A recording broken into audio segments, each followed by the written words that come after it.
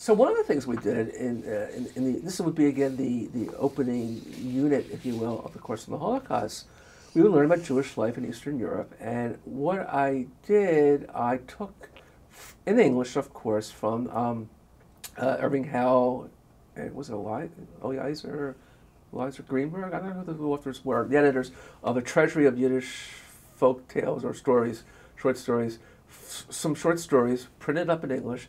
And I asked them to do an exercise, basically. I thought it was going to be very difficult to do this, you know. What do you learn about the values of the society, of the culture at the time from this? And the four stories that I used, one was Shalom Aleicham's The Search, which is about a synagogue in a small shtetl in Yom Kippur, and apparently there's been a robbery.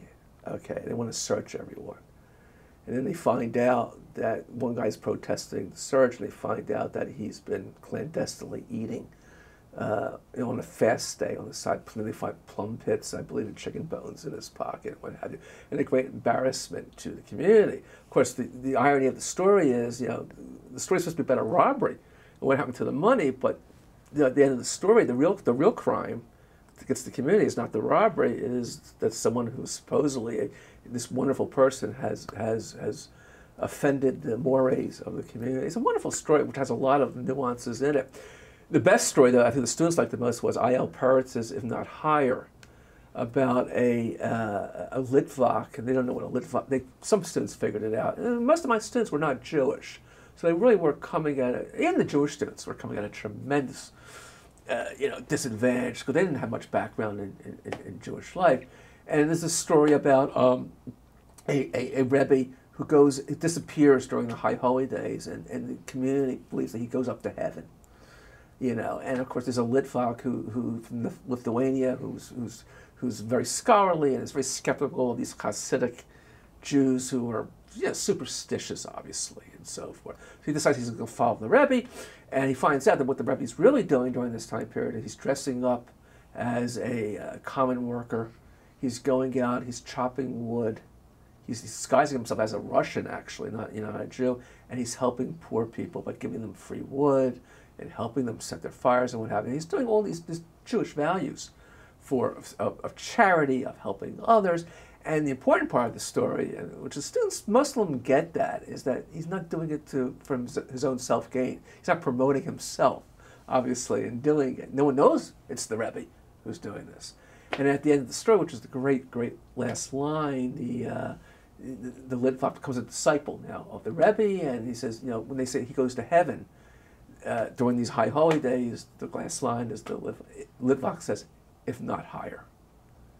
I asked the student, what does that mean, if not higher? What can be higher? And they get it. Most of them get it. And real quickly, the other stories was Mordechai Spector's A Meal for the Poor, which is very funny, and about a Jewish wedding and the custom that the father has to feed all the poor for one meal as part of a custom. But it so happens that this particular day, there had been another wedding down the road, all the poor have eaten. Okay. And so the poor said, wait a second, we don't want to eat. We'll come to your wedding if you give us like a couple kopecks or whatever it is. And they're negotiating with the guys. Well, you can't negotiate, you're poor, and so forth. So what happens, of course, eventually the father breaks down.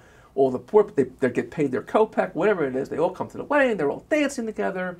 And what you see, of course, the part of the story, which my students often do not see, some of them at first, is that, here are poor people who ironically have some power for the first time in their lives, okay, and this view of the powerless, but also social equity, and the idea that at the end, the rich Jews and the poor Jews are all dancing together and eating together.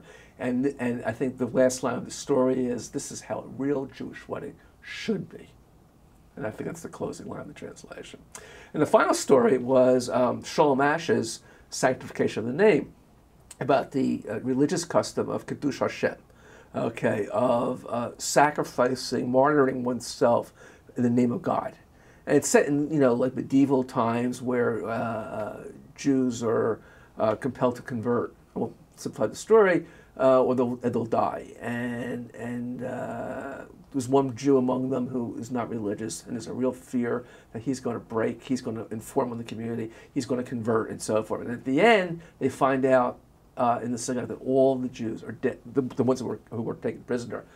They delivered like 4 heads or 5 heads to the synagogue. It's pretty gruesome. Okay, but they discovered that all of them have stuck to their faith, even the one who they suspected would give in. And this was a wonderful thing. The mother was so proud, basically, at the end of the story, of her son, okay, who did this. And of course, this was to introduce the students to this concept of sanctification of God's name, because in the Holocaust, this will play a significant role for some Jews in terms of their response to the anti-Semitism of the era, and why some of them will not resist in the traditional sense of resistance. So it was very important for them, I thought, to learn that through literature, at least, that concept, and see how it might play out later on, at least for some Jews, in the 20th century.